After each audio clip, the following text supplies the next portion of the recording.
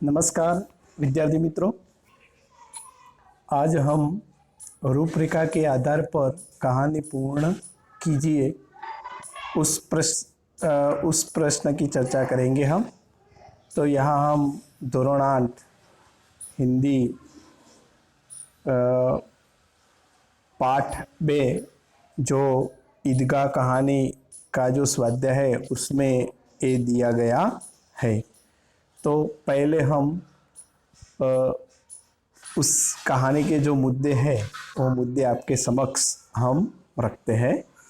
एक नगर में दो स्त्रियां, एक ही बालक के लिए दावेदार, आपस में तकरार, मामला न्यायाधीश के समक्ष, दोनों की बातें सुनना, न्याय करना, बालक के दो टुकड़े करके बांट लो, एक स्त्री मौन, दूसरी का रोकर कहना, बच्चे को न काटो, उसे ही दे दो, न्यायाधीश का फैसला, रोती हुई स्त्री को बालक सौंपना।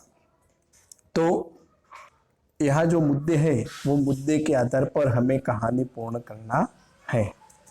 तो हम उस कहानी को सविस्तार से आपके समक्ष रजुआत करते हैं। तो आप बड़े प्यार से उसे सुनना। एक बड़ा सा नगर था।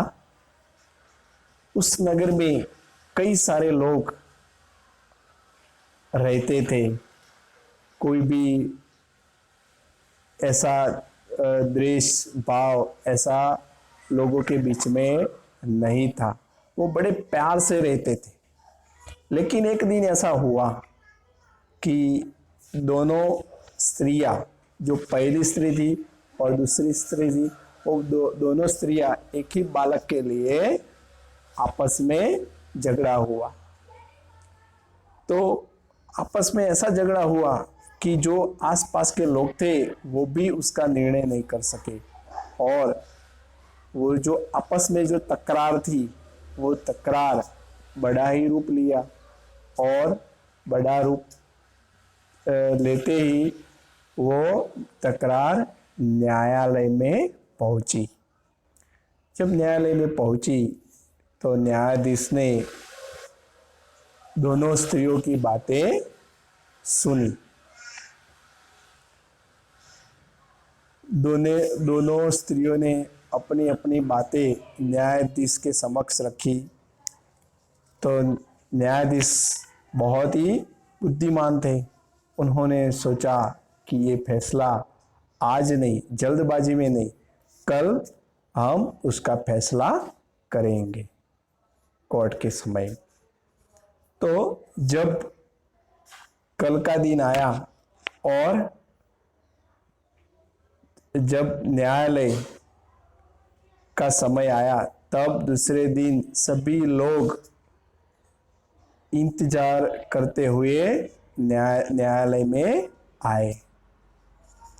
तो न्यायाधीश ने ऐसा कहा कि ये लड़के का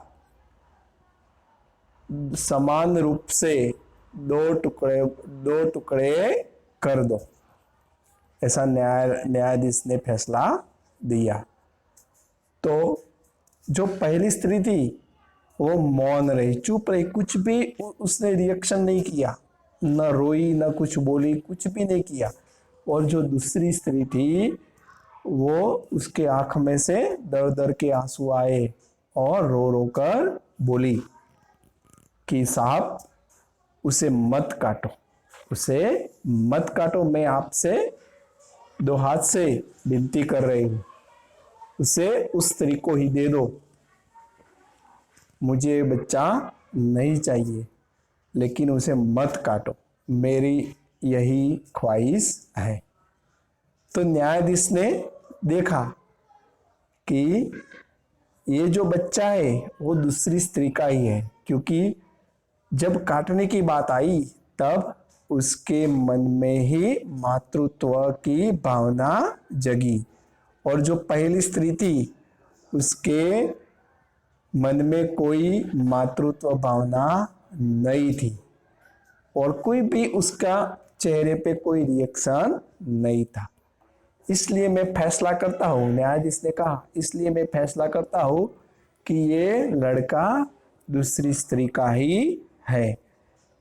इसलिए वो रोती हुई स्त्री को बालक सौंपा गया। ऐसा न्यायाधीश ने फैसला किया।